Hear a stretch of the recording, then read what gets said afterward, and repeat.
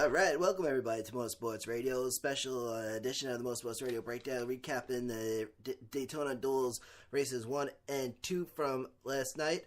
And we got the starting positions for the Daytona 500, so we're going to get all that out to you at this moment. So duel race number 1, so it's 2 races, 60 laps each, 21 cars in each one, and out of those 2 races, one car in each race gets cut. So here it is. Duel race number 1. Green flag flies at 7:19 p.m. Eastern time for a Thursday night throwdown down in Daytona Beach. Competition caution was set for lap 25, so cars that pit before that time cannot fuel. Chase Elliott leads the pack to the start-finish line to commence Thursday night's event. Right behind Chase Elliott's 24, the number 2 of Burt Keselowski. Behind him, Kevin Harvick. So we have the 24, 2, and the 4 in the top 3. But lap 2, Keselowski passes Chase Elliott. Chase Elliott gets sucked into a 3 wide and drops down to 3rd. Kevin Harvick running 2nd. Chase Elliott drops down to 4th then, but Kyle Busch takes 3rd. Needless to say, Burt Keselowski becomes our new leader at this moment in time. A back and forth between Kyle Busch and Chase Elliott, a little battle for 3rd place for a little while. And in typical fashion with the restrictor plate racing, cars are close and tight. Lap 7, we got Keselowski, Kyle Busch running the top 2. Keselowski still in front, but then lap 8, Kyle Busch attempts to pass Keselowski on the inside, but Keselowski not letting him get by. Looks like we're going to have a Toyota-Ford battle this year, mainly Team Penske Fords and JGR Toyotas. But then lap 10, we had a battle between Kevin Harvick and Burt Keselowski, just barely getting by. However, inched up just enough to take the lead for about maybe 30 seconds. 10 laps in the books, and Keselowski pretty much leading all 10. He took the lead from the middle of lap 1 all the way and beyond. Logano comes in for an early pit stop due to a vibration. A loose right tire was the problem here. And now we have a shuffle of cars. Matt Kenseth is now running 2nd. Landon Castle 3rd. Kyle Busch in 4th. At lap 19, Chase Elliott was running 6th. And Kevin Harvick down in 7th as the first 20 are written in the book. Still the number 2 out front.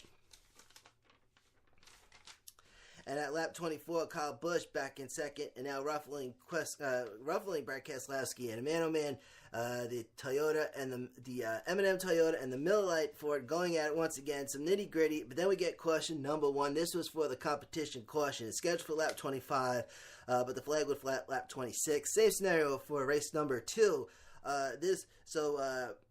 Anyway, Kyle Busch, he would take the lead, though, thanks to a race off pit road.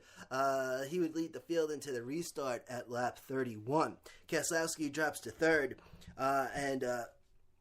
briefly, but in a blink of an eye, retakes the lead. Kyle Busch drops down to 3rd now, so now got the 2, the 1, and 18 in the top 3 at lap 33. Keselowski, Jay McMurray, and Kyle Rowdy Busch.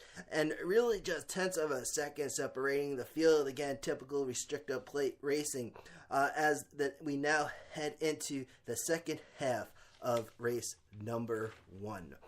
And please note that this race pays race does pay points,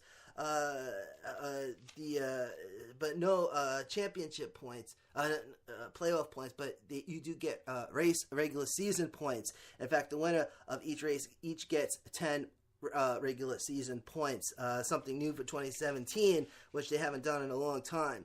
And now we get to lap 37. Chase Elliott becomes the new leader after a close call and a bit of some bumper car action.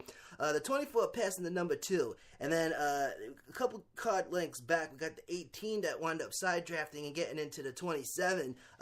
27 of Paul Menard. This was approximately 2 car lengths behind Keselowski and Chase Elliott. Simultaneous action. This was a very close call for the field. And don't forget, these are Daytona cars. So these cars are the cars at Daytona. So if they wreck them, it's going to be some bad news. So now the 24 Chevy in front, pushing 196 mile per hour mark as we now complete the first 40 plus laps of Thursday's throttle throwdown. Keselowski would drop down to 3rd. McMurray back up into 2nd, lap 43. And keep an eye on Chase Elliott because I think this kid has potential to be NASCAR's next big star. he did win yesterday. He did get a win in yesterday. So if you get him a nice big win at one of the regular season races, this kid could be. Just keep an eye on that number 24 car. But now in the final 15, we get into race number 1. Matt Kenseth battling Keselowski now for third, but Jay McMurray drops down to third, and now we have Kevin Harvick up to second, and then we have a big one here. Caution number 2, lap 48. This involves the number 55 and the 27 once again. 55. This would be Reed Sorensen. He gets cut from the lineup for Daytona 500, unfortunately. But the 55, he gets contacted in the rear by the 83, and in turn gets the 55. His just spins like crazy. 55 into the 27. The 55 just starts spinning crazy and right into front and into the infield wall. The same spot where Kyle Busch hit the wall back in 2015, where Kyle Busch would miss a season and a half. If you remember that race, Kyle Busch actually suffered a broken leg from that wreck. So the 83 Coyle Joy, Reed Sorensen in the 55, and Paul Menard in the 27. Chase Elliott leads the field into this restart, and this would be at lap 52. And now Kevin Harvick battling for the lead. Now we got the 4 after the 24. Now Kevin Harvick driving a number 4 Ford going after the 24 Chevy. Chase Elliott, though, was holding his own with 7 laps remaining in race number 1. And we now get into the final 5. Chase Elliott, Jay McMurray, Matt Kenseth now the top 3. White flag would fly at lap 59, checkered at lap 60. And here it is, the winner of the Can-Am Duel race number 1, Chase Elliott. The finishing order from race number 1. Coming in, now there's only 21 cars. Coming in for the win, Chase Elliott. Jay McMurray would finish second. Third, Kevin Harvick. Brad Keselowski, fourth. Matt Kenseth comes in fifth. Trevor Bayne, sixth. Seventh, Trevor Bayne. Seventh is Martin Truex Jr. Eric Almirola, eighth. Ninth, Joey Logano. 10th, Cole Witt. Ricky Stenhouse Jr. in 11th. 12th, it was Daniel Suarez. Kyle Busch, 13th. 14th, Matt DiBenedetto. Coming in 15th would be Chris Buescher. Landon Castle comes in 16th. 17th, Joey Gase. Corey LaHoy in 18th, Brendan Golan in 19th, Paul Menard in 20th, and 21st, Reed Sorensen. And Reed Sorensen unfortunately gets cut from the Daytona 500. Chase Elliott, the youngest driver to win a Can-Am Duel, a record previously held by Jeff Gordon. Fastest lap from race 1 was 197.321 miles per hour, and the best lap, 45.99 seconds. All right, now we get into race number 2, another 60 laps. This time, green flag flies at 8:51 p.m. Eastern Time with Dale Earnhardt Jr. in pole position. 229 days since Dale Jr. was behind the wheel of the 88 car. Clint Boyer started second, Casey Kane third as lap 1 of race 2 gets underway. And these cars seem to have a little more juice. It seems like these cars are going a little bit more faster than the first race cars. Denny Hamlin battling Dale Jr. for first. The double 1 and the double 8. Just back and forth for the lead, and we get to lap 3 where Denny Hamlin does become the new race leader. The 11, 88, and the 31 in the top 3 now. Denny Hamlin, Dale Jr., and Ryan Newland. Clint Boyer would drop down to 4th as we now complete the first 5 laps. And Dale Jr. retakes that lead, man. Hamlin would drop down to 3rd, but then works his way back up to 2nd. So now we got the 88, 11, and the 14 now. A double file looked like Florida's Turnpike out there. But lap 8, Clint Boyer moves up to 2nd, Casey Kane in 3rd, and man, Denny Hamlin drops down to 13th. Now the top 3, the 88, 14, and the 5. First 10 laps go into the books. Ryan Newman drops down to 14th. Dale Jr. maintaining the lead now at 193 miles per hour. Just 2 lead changes so far at this moment. And now the first 20 laps come to completion, and still no yellow. Lap 22 would be the first Fox crank it up, which is always fun. But then the yellow flag would, however, fly at lap 26 for another yet competition caution. A competition. Dale Jr. still in front. 26 laps go by, and Dale Jr. so far led 24. He would wind up leading 53 altogether. Cars head to pit road for fuel and rubber. Penalty for Denny Hamlin, however, for driving through too many pit boxes, man.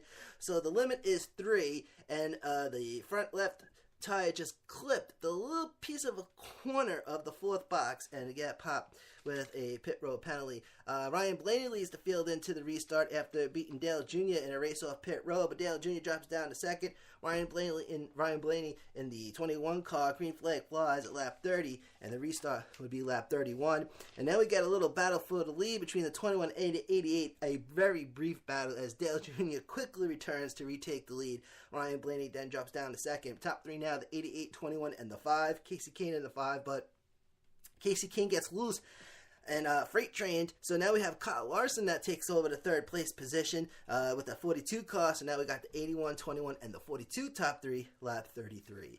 As we now partake in the second half of race number 2, another side-by-side action for the 88 and 21. But Ryan Blaney would drop down to third as Kyle Larson sneaks in to take second. So now we got the 88, 42, and the 21 with 25 laps to go at lap 35. Now lap 40 would mark the start of the last 20. Dale Jr. still in the lead, and now running second was Jimmy 7-time Johnson in the 48. I thought maybe Jimmy Johnson could have gotten to take the lead for a little bit, but lap 43, man, Jimmy Johnson's 48 getting into the side of that 21 of Ryan Blaney, putting the 21 up against that wall, and a down tire for Ryan Blaney. He heads to pit road. Jimmy Johnson would drop down to 14th. Now, they would keep it in green for this moment on, but now the note here, you might want to, it says a 5-minute limit for repairs done on pit road. After that 5-minute limit, cars must go to the garage. That's another new rule. And of course, this new rule, once the car heads to the garage, the car cannot return to the race, regardless of whether or not the car is repairable. Now, Jimmy Johnson would have another little incident. This would bring out caution number 2 for race number 2. Man, oh man, shortly after Jimmy Johnson sideswipes the outside wall, and this brings out the yellow flag, possible tire rub, caused the tire, I think it was like the left, I think it was on the right front or the left front, one of them, but Dale Jr. In front of the field into this restart. So question number 2 comes out. We go back to green at lap 51. Inside the final last 10 is actually with 9 to go at this moment. And then we get into the no blink zone, and this is where things got a little crazy. Shuffling of the field for sure, because Denny Hamlin would wind up winning this race. So the 88, the 5, and the 42 in the top 3, Dale Jr., Casey Kane, Kyle Larson. But then what do you know? Denny Hamlin works his way back up to second. Now, the rule is if you get a pit road penalty, you have to go to the back of the longest line. So whatever the longest line is with the leaders, that's where you go. But there are no lappers in this race. There were no lappers, so he went all the way back to 21st. And then a couple of laps wound up working his way back up to second. And we get the 88 and the 11 battling for the lead once again. Austin Dillon in third now. So the 88, 11, and the 3 at lap 55, we get into the final 5. Dale Jr., Denny Hamlin, and Kyle Larson once again in the top 3. Hamlin and Larson battling for second place. And man, oh man, at lap 58, ladies and gentlemen, with 2 laps to go, inside lane drops down, the outside lane drops down, makes a little room for Denny Hamlin to get into the front, and Dale Jr. didn't have no room to get back up in it to go after him, and so with lap 58, with 2 laps to go, Denny Hamlin now becomes the new race leader. Dale Jr. would wind up dropping down to 5th. And now remember, you can't make no crazy moves because you don't want to wreck these cars. These are Daytona cars. So very gingerly at the same time as you're trying to get a win. So the winner of the Can-Am Dual Race number 2, 2016 Daytona 500 winner, Denny Hamlin. Third career dual win for the 11 car driver.